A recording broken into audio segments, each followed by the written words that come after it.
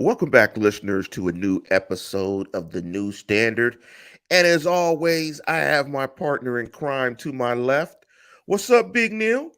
Lance, I'm freezing cold. It is freezing. It is snowy. Minnesota in late November, basically through February. Sucks. And that's where we are today. But we're excited because we have Victory Wednesday here, Lance, leading into hopefully Yes. Victory Sunday. The Steelers were able to knock off the pesky Indianapolis Colts in what was definitely one of Matt Ryan's last career games. Steelers were able to have enough at the end to top them, to move to 4-7 on the season. And now they prepare for, what did you call them? The Falcons. What about Atlanta, Lance? Oh You yeah, got the yeah. lemon Well, pepper and the other activities. And yeah. Well, we'll bring that in when we do our predictions because I think what else Atlanta's known for something else. Mel knows what I'm talking about. I'm sure Mel knows, and his fraternity brothers know as I was just well. talking about I was just talking about the name. What was the name you came up with? Or you didn't come up with For it. I don't know, and I don't want to try to repeat it and be wrong and look like Neil a moron. Spill, No, for Atlanta. The Hot city of Atlanta. Atlanta. No, never mind. We're Man, off to see a roaring start. that's what happens when your brain is still You just particularly said it. fried. I Man, my brain is fried. But with that, as always, as we stumble to a start, you can check us out on YouTube. And if you want to check us out on YouTube, do a search for the New Standard and Lance Williams or Were you the New talking about Standard Atlanta? and Neil Coulong. And I'm trying to remember what Neil was referencing, but I actually don't. Also, if you Right. want to check us out via podcast, go to your local podcast feeder. Not a local podcast feeder. Just go to a podcast feeder. Do a search for the New Standard, Apple Pod, Spotify, Google. You can find us there. Please like and subscribe to the show.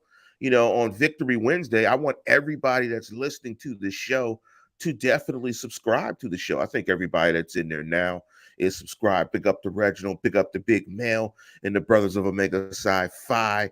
Big up to you guys, Q Dogs in the building. Neil, let me get your spill on the Monday Night Football game. You were absent. Yeah, I hope you're better now. Give me your breakdown. Give me your thoughts. Because one thing that was interesting that you said was, when I was texting you, I said that I thought that the first half of the Colts game was Kenny Pickett's best half of football. You countered that by saying the Atlanta game was the best. Not excuse me, not the Atlanta game. That the New Orleans game was his best game and best half of football. But overall, I want you to talk about that, and I want you to talk about the game, Kenny Pickett's performance, and what's your thoughts overall? How about this overall? I think it's absolutely fantastic. We have reached a point with the Steelers rookie quarterback that we can actually compare good games and debate which one was better. We haven't said that in a Yes. while about a Steelers quarterback, not in a legitimate way anyway. Overall, there is a lot to say about Kenny's performance versus the Colts. I want to preface all of this before I get bombarded with the most annoying counter to everything in the NFL. We can be opponent agnostic. We cannot worry about the talent level of who he's going against and still appreciate the performance that he put up. Football on the offensive side of the ball in particular, it's about coordination. It's about timing. It's about execution. It is not always about your opponent. That's the way the game is built. The offense is supposed to have an advantage. It's not entirely about who you're going against. It's about what you're doing. When Mike Tomlin says nameless gray faces, that's what he's talking about. It's not as important what they're doing as it is what you're doing.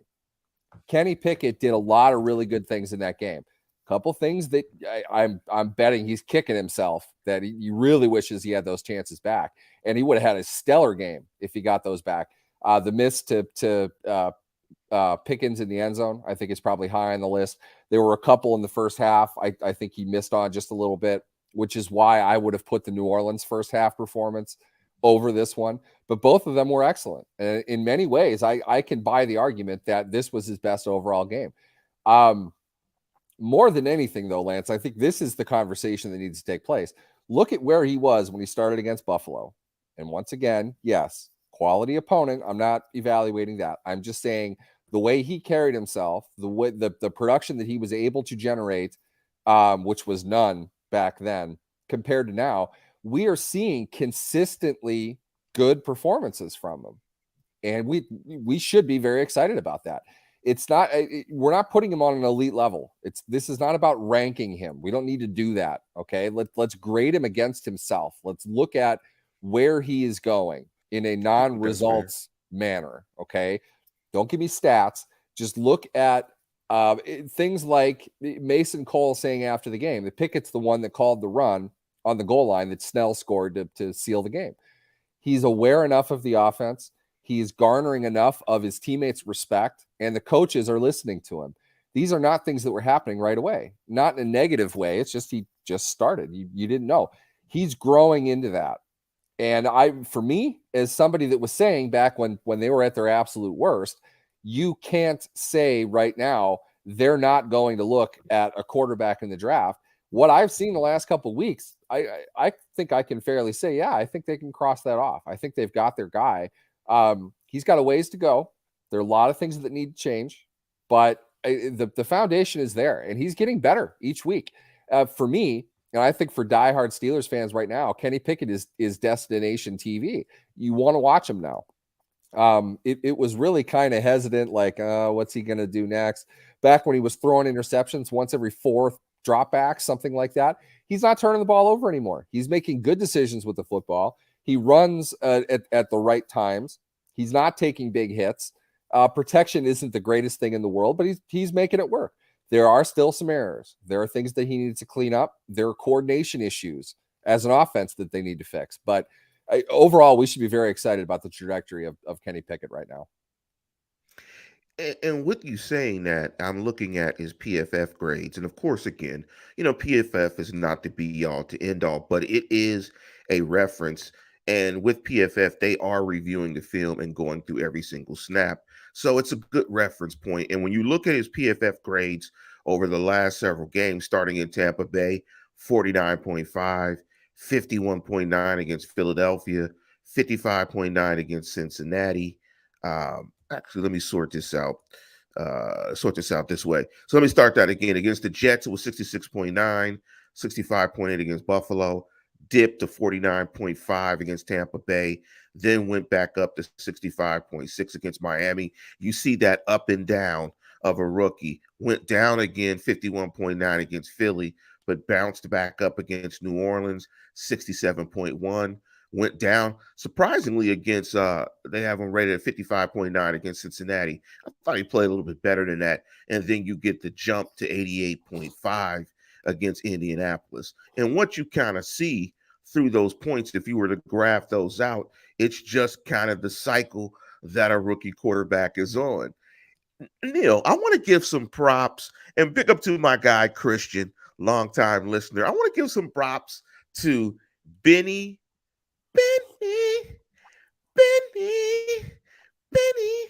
and the Jets. You know why I want to give props to Benny Snell?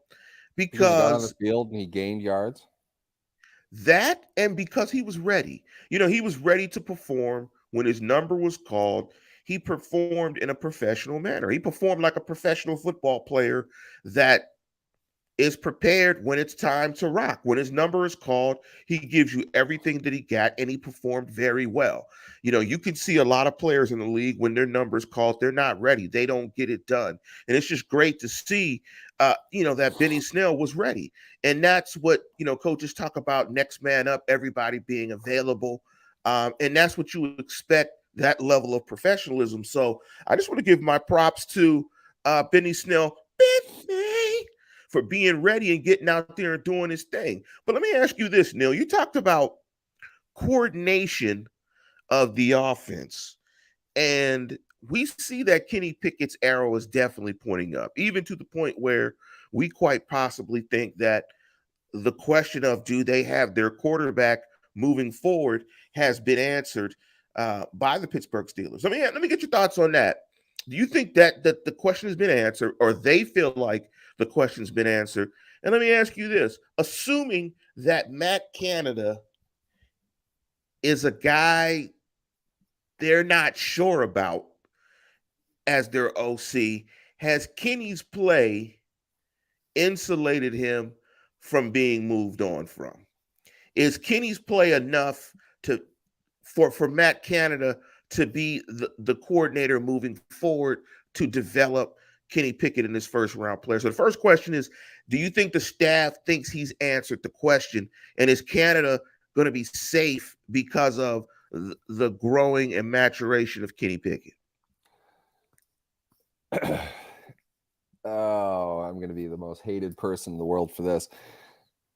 I don't think we could have answered that question before the bye any better than we can question it now. And that's why they haven't made a move yet. They changed what I would call kind of quiet things. They're not obvious watching, games in broadcast TV. Those things, though, are bearing fruit. You are getting better play collectively from 4 of the 5 offensive linemen. You are getting play from all of their running backs. Keep in mind, not only do we see Benny Snell run well, so did Anthony McFarland. Do you remember him? He came off the practice squad and played pretty well. Again, everyone's going to yell, opponent. They're playing an NFL team, okay? There were lanes. There were avenues in which running backs could run through, and they exploited it. They made plays. They have not done that all season long, and they've done it 3 weeks in a row now. You have to be happy about that. To suggest after that, and I'm pretty sure everyone's going to agree with me, they're producing much better now than they were. To suggest after that point, the offensive coordinator is the one holding them back, I got to call you out. What are you basing that on? I don't quite understand. They're now producing. And on top of it, if we want to put our Neal Stradamus hats on, I said before this season, this is what was going to happen for an ideal situation. They were going to come out and be poor right away. No one believed it. Everyone wanted to say 13-4. They're going to be great. Mitch Trubisky is this. No, they were going to be bad right away because they have a brand new offensive line along with, once again, a brand new offensive coach. And they aren't all that talented. They really are not all that great. Okay. It's going to take time for them to develop their fastball, whatever it is that they're going to be able to locate, to continue with the baseball metaphor. To play at their best, they're going to need reps. They're going to need snaps, and that's going to look negative for an awful lot of the time. Now they are hitting their stride. They're getting much better, consistent quarterback play than they've gotten. Their offensive line is contributing in a positive way in their run game, and the running backs are making hay out of what they're being given. The receiving core is down what we might consider to be, in some instances, a pretty key element. Whether Chase Claypool was worth anything or not, he was still getting 6-7 targets a game. They had to replace that on the fly, and they're doing a pretty good job of it. You're seeing George Pickens start to become the superstar type of player that we said he was going to be when he was drafted. All these things don't suggest there's a problem with the offensive coordinator. It suggests to me that the offensive coordinator got his ass in gear and is now making this work. So that's just an objective look, okay? Will they get rid of him? I have no idea. The issue, as far as the alleged developing the quarterback thing, we don't have precedent in Pittsburgh for that. We just don't. We don't know what they want to develop the quarterback that they have. Is Kenny Pickett playing pretty decent football right now? Yeah. Do you want to mess with that? I don't know. I could see them doing it. I could see them not doing it. Whatever the issue is, it doesn't often come down to one person. While I do completely understand the teeth gnashing and the towel wringing about how much everybody hates Matt Canada because he calls run plays, we can't have that for some reason. The offense is playing better now than it has been. What's a coach's job if not to improve? What's a coach's job if not to lay a foundation where players can go out and be successful? They're doing that to some degree. I would challenge it like this, though. Do you really think right now somebody else coming in off the streets is absolutely going to do a considerably better job than Matt Canada? Look what happened with their offensive line. How long did that take to get going? That's a new coach, new players. To start over again, I don't know. Reset. I don't know if that's the right decision right now. Now it's week 13. We're not done yet. We've still got some games to play out. I will reserve my judgment on that until the end of the season. And you know what, Lance? I'll bet you Mike Tomlin's saying the same thing. I think he wants to review an entire body of work and not look at this snap to snap the way fans do. I think he wants to evaluate how everything comes together under whoever it is, look at other feasible options, get a better sense of what direction he wants to go, and then make that decision. I don't think we're there yet. I think you're absolutely right. In State of the Steelers, and I'm just going to read some of his comments. The thing I think as fans, we're just in general impatient. And I think our clock is much faster than the organization. The organization moves like an iceberg. We move like an avalanche with our thoughts. And so, what State of the Steelers said, and I think it's absolutely correct, they need time to grow into the offense, and they are starting to. I mean, that's what you're seeing. This offense is improving. And I think the assumption always made by us fans is that when you change the coach, it's going to work. Like the solution is, okay, our offense sucks, fire the OC. Now, there's a lot of teams that fire OCs and offenses get worse. And what as fans, we typically don't do is we don't hold ourselves accountable when we're wrong. A lot of times you could just say, change the coordinator. Yeah. And the offense is terrible. They change the coordination, the coordinator of the offense gets worse. So I think you have to weigh it again. This season is about the development of Kenny Pickett. And again, I think you have to weigh it on, if we make these changes, is this going to stunt the growth of a guy that we want to be our franchise quarterback? And the thing about it is, they're making the decision, and they will make the decision with all of the facts. Hashtag facts. They see the film. They know what they're asking Kenny to do. They know what they're trying to accomplish on offense, and they're going to judge it from that perspective. I'm going to put on my Landstradamus hat as well. Let's say the Steelers go 500 the rest of the way, and Kenny Pickett plays kind of the level where the baseline of his performance is, let's say, the New Orleans game. If he puts out New Orleans / Colts type performances week in and week out over that stretch, Matt Saskatchewan or Matt Quebec is absolutely coming back. You're going to have Matt Canuck. He's going to absolutely be your coordinator next year. Funny stuff in the comments about maybe there's a running back controversy in Pittsburgh. But before we put our guest in, speak to the running game. The running game has it's like a mushroom after the rain. It's starting to sprout. The running game is starting to here. It's all right. Yeah, like the running game is starting to get frisky. What's your thoughts on what the Steelers are doing in the running game?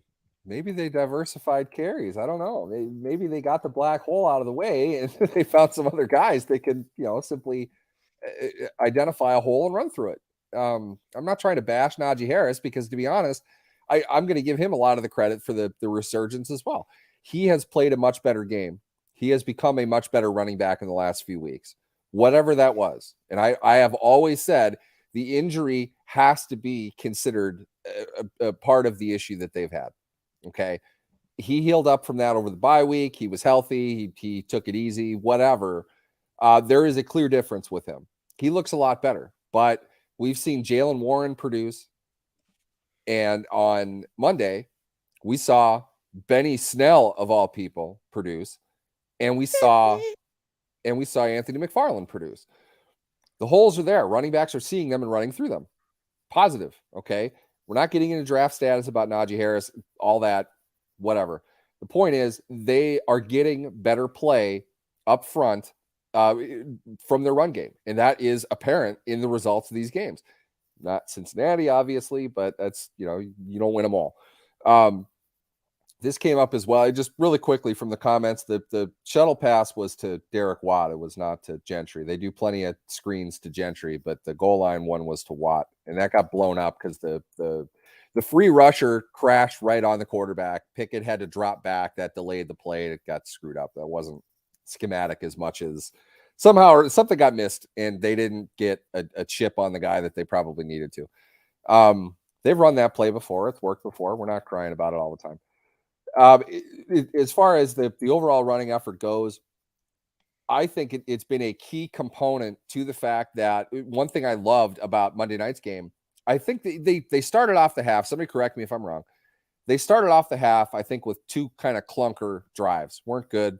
Ended up punts. I don't know if they got a first down in either of those. The Steelers team that we have seen for much of this season, the Steelers team that we would identify with their record at that point, 3-7, tacked on another 3 futile drives after that. It seemed to me Pickett got his stuff together. They collectively said, look, we are not going to waste the entire quarter running 10 plays anymore, okay? We need to make something happen right now. He put it together and got the team moving down the field. Those are the kinds of things we should be looking at. The fact that they didn't bottom out the way they have against pretty much every opponent this season. A lot of that, I think, is credit to the ground game. They were able to run. They were picking up chunks of yards running the ball. It really seemed to me like they challenged the offensive line to say, look, you guys got to get us through this, okay? They're coming back on us. We knew we weren't going to shut them out. They put 10 points up in 2 possessions. We haven't scored. We have to take this game back. And they did. We haven't seen them do that. That's what good teams are able to do. Absolutely. You're going to have 3 and outs. Every team is going to have that. It's your ability to minimize that, rise above it when you have to, and take back momentum, take back control of the game. That's what we saw. And for me, I was really excited about that because it's been absent all season long. They had 6 in a row against Cincinnati. They were in position to compete at the end of that game. They really were, but their offense just pissed it down their leg. And when you are incapable of controlling the ball, controlling the momentum of the game, you're going to get run out at the end, certainly by a good offensive team like Cincinnati. I don't think Indianapolis is a good football team because they're not, okay? But the fact is they got live experience that can build on their confidence to say, we're capable of doing this. We have to sharpen up. This is what I want to do. This is how I want to do it. Let's get out there and go. They haven't done that before. And I think the ground game was a big part of that in that half. And to me, that's a big step forward from where they were. Yeah, and I think the other thing that's important is he's building some confidence in that locker room. When you hear the comments from his players, when they start talking about Kenny Pickett, you get a sense that they believe that Kenny Pickett can be a guy that they can win with, which is ultimately important. And in this game, like you said, they had drives of 10 plays, 10 plays, 12 plays, 11 plays. And if you don't think Kenny Pickett is the guy, or if you do think Kenny Pickett is the guy, you just need to look at that 11-play, 60-yard drive where they scored the touchdown. But Neal, you want to do the honors and introduce our guest? Yeah, we'll do that. I hate the fact I can't see him now. We got to fix this, Lance. I'm not sure what access level I need in here, but yep, we got you. Thanks for joining us, Matt. Matt Urban is the editor of FalconsWire, an excellent site, USA Today Sports Media Group network of websites, the NFL Wire network. I've had the pleasure working with Matt for a couple of years. He's done a great job for us, great insight on a team that doesn't get a whole lot of coverage, unfortunately. So it's great to have experts like him on who can walk us through the juggernaut that is Sunday's game. Falcons, Steelers, baby. Matt, I know you're excited. Thanks for coming on. Oh, yeah. Thanks, guys. Thanks for having me on.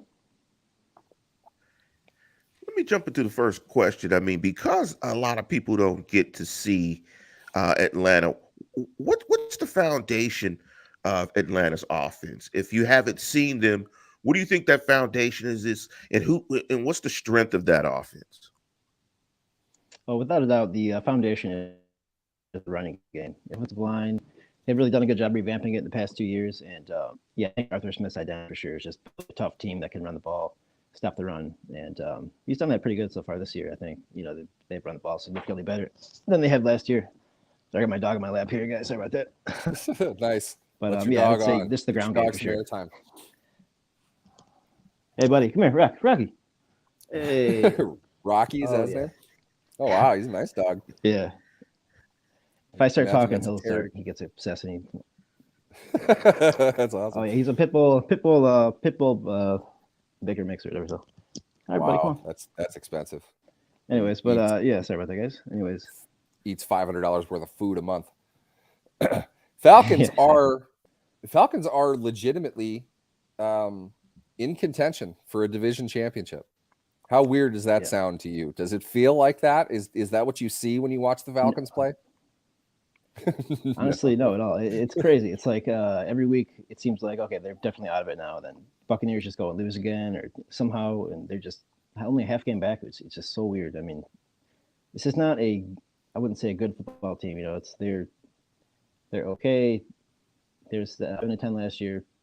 They're kind of on pace to be right there again this year, and but I'd say they're a lot better. But yeah, I mean, I don't think they should be a playoff team.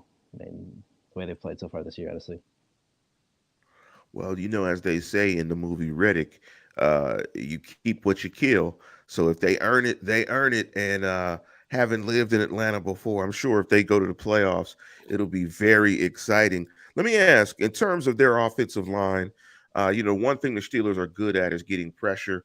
I think the Steelers are solid up front. You got Watt back. You've got Highsmith doing a great job getting pressure. Highlight a matchup that the Steelers must win to have success in this game from a pressure perspective. Who do you think is a great matchup that the Steelers can attack? I would say go under Drew Dahlman is a first-year starter. He's probably been the weakest link on the offensive line.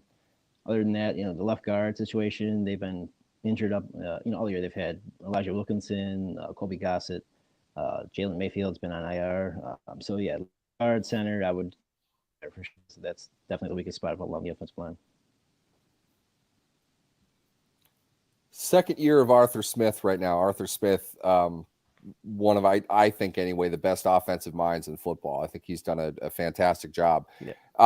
With the exception of Drake London, who hasn't gotten much of an opportunity. Right. Are we seeing him at his best, or have they kind of shortchanged him to this point? Is this like a budding, really good offensive team? They run the ball well, like you said. We would expect that considering what it is, but the lack of weapons on this offense, isn't there? I mean, we're not seeing a whole lot of great skill position play here. No, but I think you said I think they are kind of shortchanging London there because I mean, if you watch Mario, he's doing like mass he doesn't like throw it to the wide receiver off and around to the middle of it, and he just doesn't see the field very well. So I think that Berrigan another team might be going for rookie of the year. He looked really good the first couple of games, a couple of touchdowns. They just haven't seemed to get involved the past few weeks. And some of that's running the ball as much as they do. They do Mark runs it a lot. So there's a lot of pass things going on anyway. But yeah, I think with Khalid, when he was healthy, he was not playing well either. He was on pace to be one of those tight ends in the league in terms of production compared to where he was last year. So I think, just the opportunity I think actually are there. I think it's more so Mario just not seeing them anymore. Hey, Matt, I think we're going to have to cut it short because I think you're having some audio problems. But let me see if they still continue. Let me ask you real quick. In terms of the running game, who do you need? How do the Steelers stop that running game? What teams have given the Falcons the most problems in terms of that running game, and what do you foresee in this particular matchup? I think the Chargers gave some trouble. Yeah, unfortunately, we're going to have to go ahead and mute Matt and get out of here. Matt's having a little bit of technical difficulty, so we're going to go ahead and thank you, Matt, for hopping on. A little bit of technical difficulty, so we're just going to go ahead and jump out of the interview. Thank you, Matt. Well, that did not go too well. But It's a you have technical precursor of the game to problems. come. Yeah, I mean, you have technical problems. Let's get into your predictions. Neal, what's your predictions for this game? I look at the Falcons, and this is kind of what I was chatting with Matt about prior to him coming on and doing his Terminator impression. It's not a consistent team, and it's one that's defined largely offensively by the versatility of Cordero Patterson. And he's a guy that does a lot of things on the field, does a lot of things well. He's only one guy, though, and he can only do one thing at one time. It seems like they set him up in that role to be pretty much the only guy that's going to do anything. If we were to put it in basketball terms, he's a post player that they're doing everything to get the ball to, and there's not a whole lot of shooters around him. So they're not a very dynamic team. I'm not sure what they can do offensively, but they can get a ground game going. So it is a significant challenge for Pittsburgh up front. I think Pittsburgh is up for this one, though. I think Pittsburgh should be able to win it. I'm feeling like 22-17, something along those lines. Not comfortable. I think it's going to be a battle. We haven't seen Kenny Pickett turn the ball over in 3 games now, 2.5 games, something like that. Marcus Mariota is as much a turnover machine as Pickett was at the early point of his season. I think the Steelers can rattle him, get to him a little bit if they can get healthy. Get a little bit more from TJ Watt. He didn't look right to me on Monday. Alex Highsmith stepped up big time. If they can get both of them playing, I really think that it's going to be a real tough situation for Atlanta offensively. And I think Pittsburgh can just kind of squeeze them back for the duration of this game. I think Pittsburgh will pull it out. We were talking about the line, and I think the Steelers are 1.5 point favorites in the game. And I joked and said, Magic City is worth 1.5 points. City. That's it. Magic City. Yes. That's what I was looking for. Magic City is worth 1.5 points, and so are the lemon pepper wings. And so in a game of, again, 2 very, in my opinion, mediocre teams, it's tough to necessarily pick a rookie on the road. I didn't pick the Steelers to beat Indianapolis. Of course, I was wrong there. I'm going to go ahead and pick the Falcons. I think the Falcons are a weird team. They do a lot of things offensively, zone read stuff, Mariota with his legs. It's just a weird team. It's one of those teams you don't see too often. And on a short week with the rookie quarterback on the road, lemon pepper wings, Magic City, lap dances. See, I told you Mel knew about Magic City. He did. Mel said, "Hey, now, Magic City." I didn't want to be wrong about it. I didn't know how to describe it to you, short of what did you call it? What's the nickname of it? Magic City is what I was thinking of. I don't know if I would have come up with that first, and I would have looked like a moron. Yes. A lot of abracadabra in Magic City. Definitely a lot of tricks in Magic City. And I think that the Steelers' euphoria will suddenly disappear due to said magic tricks in Magic City with some lemon peppers.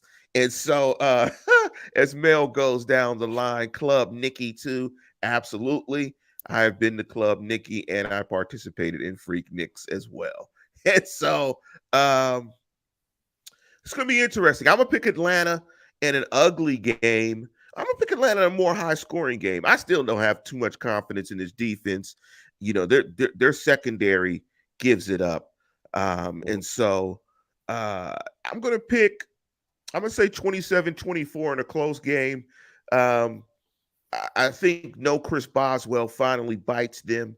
And they lose a close game in Atlanta, in a game that Kenny Pickett will play well and continue to look good, and the offense will continue to ascend. Before we get out of here, let me jump into this question from Robert Cotting. And he asked the question, Neal, grade Kenny Pickett this year from A to F. To this point, I think a B-. I'd say, and it's you have to establish what exactly you're grading. I mean, I would consider the 20th overall selection a quarterback, 20th overall selection playing his rookie year. That bar is set pretty low. He shouldn't be a player that's going to come in right away. Just because people told you he's the most pro-ready quarterback does not mean that he is particularly pro-ready, okay? What that means is compared to Malik Willis, and if you watch Malik Willis play, you'd understand why they said what they said. I don't think he was entirely ready, and I think that's what we're seeing. This is the maturation process. Starting that bar fairly low, he's increased quite a bit from where he started, in my opinion. He's eliminating mistakes each game. There are still throws that I really wish he had back. A couple of them stand out. There was one against New Orleans. There was one against the one to Pickett in the end zone against the Colts. Oh, man. Oh, that play call was perfect. The route was perfect. He's got to put that ball on him. Frustrating. And I'm sure he felt the same way. I'm not trying to rip him. Even the best quarterbacks miss a couple throws per game, every game. So I'm not looking for perfection, but he's stepped up quite a bit. He looks a lot better now than he did. For where we're sitting right now, it's above my expectation, which is what I would really call a C grade. Where I would have expected him to be, he's a little above that, not hugely. And it's still a work in progress. His end of the year numbers are going to suck, by the way. We'll talk about that all off season when everyone's ripping him for it. But game to game, he's getting better and better. I'm happy with that. And I don't think there's any other way to evaluate a player with fairly limited skill set. He's not an elite prospect. He's not a dude. He doesn't have Herbert-like skills, but he's a solid player. And I think he's getting better. He's getting smarter, limiting mistakes, making the plays when they're there. Somebody brought up playing in a dome. Maybe, I was a quarterback with small hands. I know what it's like to throw when it's cold. It's not the easiest thing in the world. I could see that being a factor in all of this as well. So we'll put together a full evaluation at the end of the year, looking at everything that he did to this point. Though I like where he's going. Not the best quarterback in the league. I'm not saying that 4 Super Bowls are coming to Pittsburgh with this guy. I'm just saying for where they were at the beginning of the year with Mitch Trubisky and Pickett batting third there behind Rudolph, or second, just with Rudolph behind him. It's a better quarterback situation than it was. And I think that puts him a little bit above what I would have expected him to be at this point. I'm happy with that. Small phalanges. The small phalanges. Ball is That's big, the funniest. man. It's hard. It's hard to really just rip that thing. Not that you can't do it. I'm not saying it's a complete detriment, Right. but you can understand. Doesn't hurt. That's another funny thing is how many fumbles does Pickett have? 1? Yeah. He hasn't fumbled a whole lot. It's the size of the hand is more when you're getting hit in the pocket, being able to hang on to the ball if you don't have a way to brace it against your body. He protects well against it. He knows how to work with what he has. He's got a reasonable arm. He doesn't have a great arm. I thought he'd probably be a little bit better throwing the ball deep. I expect that will improve when he and Pickens get on the same page, which they're not all the time. We've seen a couple times Pickens open. One reason or another, Pickett isn't seeing him, doesn't get him the ball. Again, even the best miss those looks, or he doesn't feel comfortable throwing it. He's not going to throw it. So it isn't as simple as this guy's open, throw him the ball. There are things that you have to work through as a quarterback. They'll get on page with that. I feel like there's a big game coming with those two sometime soon. I'm talking like for Pickens, $150 and 2 touchdowns, one of them being like a 50-yarder. I feel like that's coming soon. Yeah, I agree. And when I look at King George, I'm absolutely surprised when he drops a ball. My expectation already is that he's going to catch anything in the area code. The one thing I want to see, and it's funny you said B- because I was thinking B- as well. Like Mel also said C+. I was thinking B-, C+.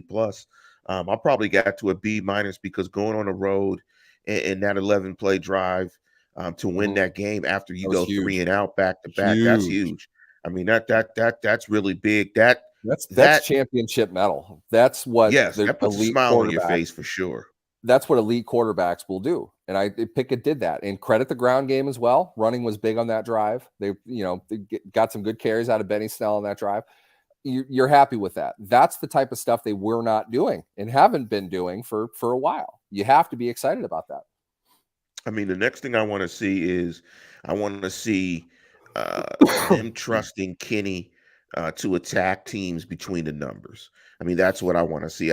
That's the next thing I want to see over the next course of this season. And we may not see it this year. They may He not hit still Muth feel on a nice comfortable. crosser. I think we He's were throwing some texting about crossers that. here and there. That was they had lined up Muth on the outside. They had a cornerback on him, and Muth beat him inside, got his body in front of him. Pickett put it right where he needed to. It was a great throw. It was a great read.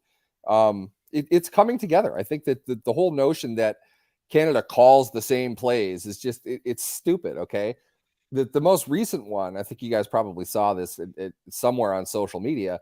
You hear somebody in the background yelling, "It's all the same plays." Like, okay, well, fine. He just ran for 9 yards, though. I don't know if you realize that or not, but it was a big play. It's a good play. Teams will run the same, if not similar, plays a couple times all a game. the time. It's not a lot, but when you have an offense that's building, you don't have 1,000 playbook. There are only some things that you can run because that's all you're practicing. They don't have a basis on which to build. That's why they weren't going to be good. It's going to expand. The more experience they get together, we'll see more variety. Things will happen, and we're seeing that. It's working much better than it did. Those are all positive things, and it's a combination of the experience of everybody coming together and your quarterback getting more experience, getting more comfortable with what's being called. They blew the empty set. You might remember that earlier in the game. Yeah. That's on the quarterback. That's not on Dan Moore. As much as I've loved to rip Dan Moore, that's not on Dan Moore. That's on the quarterback. Those types of things eliminate empty sets from your playbook. Your quarterback couldn't run it. He had no idea what was happening. And he got the ball. He saw Ngakoue coming to his blind side, and he curled up and hit the ground. You're not going to call a whole lot of empty sets if your quarterback isn't comfortable with it. So cut that out of your playbook. Do that about 15 times. That's where they are. That's why the plays look similar. There are only so many that your quarterback is able to run when they don't have any experience. Before we get out of here, Mel brought up a point. Is KP audibling? You think they're letting him audible? Simply put, no. But we need to define what an audible is. It is far more detailed of a process than people think that it is. It's in Madden. Okay, you don't just change a play. When you have an experienced offense, when you had Ben Roethlisberger, Ben would go into the huddle and call 5 plays. They would go to the line, and Ben would pick which one they're going to run. What the signal that he's going to get from the offensive coordinator is a set of plays. So instead of just one play, when you have that experienced quarterback that knows everything backwards and forwards, they'll practice. When we see this and this down and distance, we're going to call one of these 3 plays depending on who is where. When this guy is here, we want to do this. When he's there, we want to do that. That's what they're doing. You can't do that with the rookie quarterback that's not fully up to speed with the entire playbook, though. They don't know enough.